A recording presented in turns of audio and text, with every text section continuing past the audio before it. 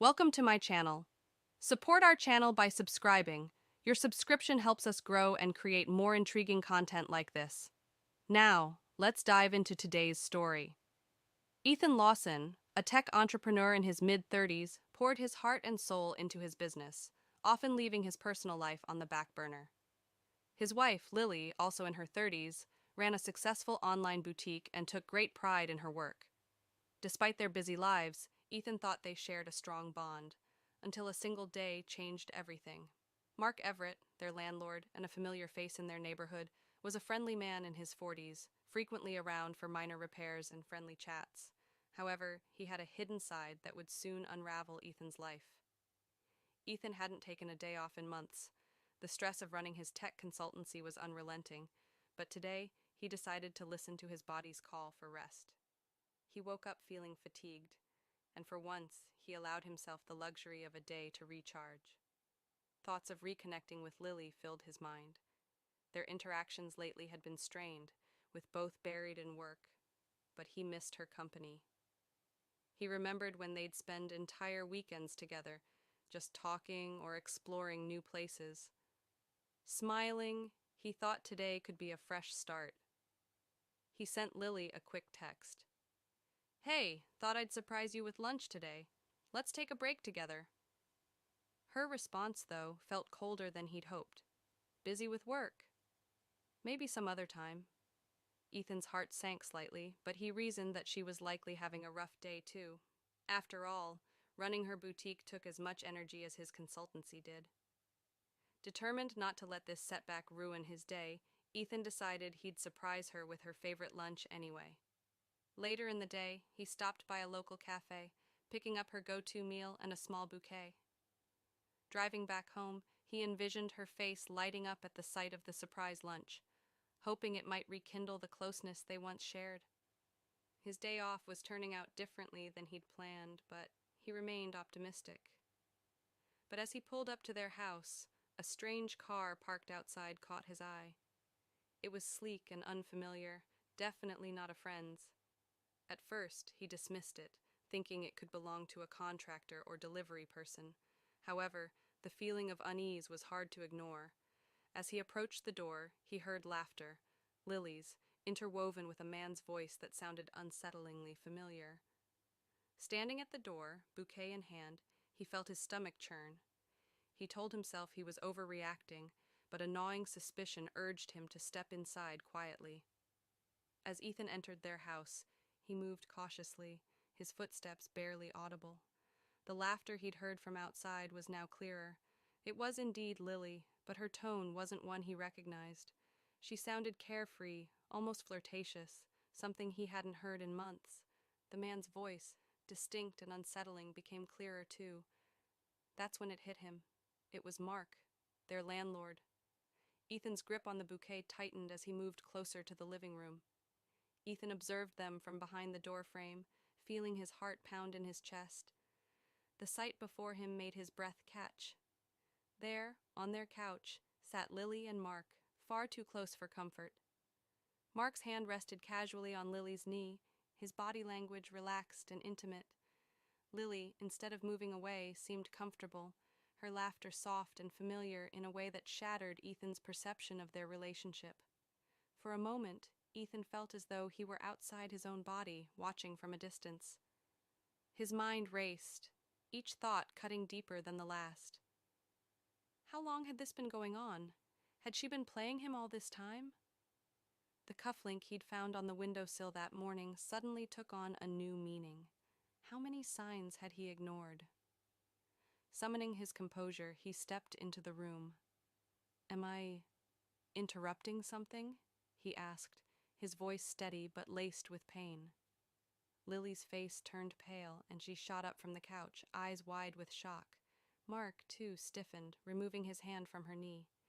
"Ethan, it's not what it looks like," Lily stammered, her voice trembling, but the look in her eyes told him the truth. Ethan felt his heart shatter as he looked at her. Words failed him as he turned and walked out, leaving the bouquet and takeout on the table, a cruel symbol of what he'd hoped today would be.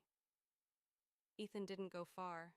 He stood on the front porch, fighting back tears as he processed the betrayal he had just witnessed. The love he had poured into their relationship, the sacrifices he had made, everything felt like a cruel joke. He paced back and forth, emotions raging. Every fiber of his being screamed to leave, but something inside him needed closure. After a few minutes, he walked back inside, determined to confront her. Lily was still sitting on the couch, staring at the floor, while Mark looked as though he'd rather disappear than face Ethan's wrath. "How long has this been going on?" Ethan demanded, his voice low but fierce. His eyes were locked onto Lily, who couldn't meet his gaze. Lily fumbled with her words. "Ethan, I'm so sorry. It just happened. It didn't mean anything." "Didn't mean anything?" Ethan repeated, his voice rising. "You've been seeing him here in our home and it didn't mean anything? Is that what I am to you?" Mark tried to interject, but Ethan silenced him with a glare. "Get out," he said firmly. "Leave, now." Mark didn't need to be told twice. He grabbed his jacket and made a hasty exit, muttering apologies that fell on deaf ears. Once they were alone, Lily broke down. "Ethan, please let me explain. I was lonely. You've been so distant, always at work. I didn't feel loved anymore." Ethan laughed bitterly.